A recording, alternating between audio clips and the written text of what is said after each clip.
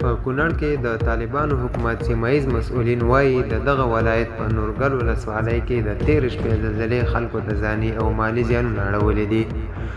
د کونړ ولایت اطلاعات او فرهنګ رئیس نجیب الله حنیف نن دوشنبه سپټمبر 5 امریکا غږ ته وویل چې د لومړنیو معلوماتو له مخې د نورګل ولسوالۍ په ودیر او شلت کلي کې د تېرې شپې زلزلې له امله 6 کسان مړه شوي او 9 تنه نور ټپیان شوي دي.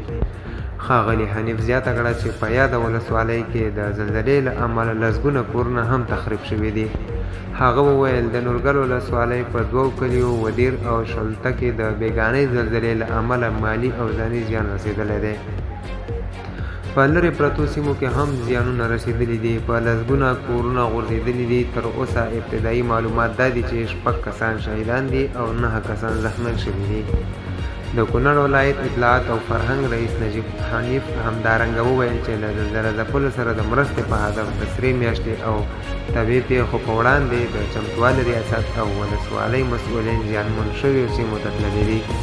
هغه وویل د کونړ ولایت په نورو ولسوالیو کې هم زلزلې ځاني او مالي زیانونه اړولي، خو وایي کره شمېر به یې وروسته څرګند شي.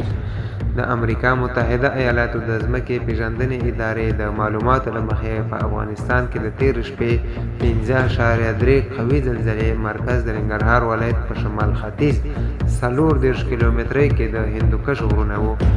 دغه زلزله چې تېره شپه 2:30 بجې رامنځته شوه د معلوماتو له مخې ټکانونه یې د کابل په ګډون ختیځ جنوب ختیځو او مرکزي ولایتونو کې احساس شوي دي. دا په داسې حال کې ده چې د روان 2022 میلادي کال د جون په میاشت کې د افغانستان په جنوب ختیځو ولایتونو خوست پکتیا کې د مرګونې زلزلې له امله د 1100 کسانو مړه او شاوخوا 3000 نور ټپیان شول او زرګونه کورونه یې ونړول.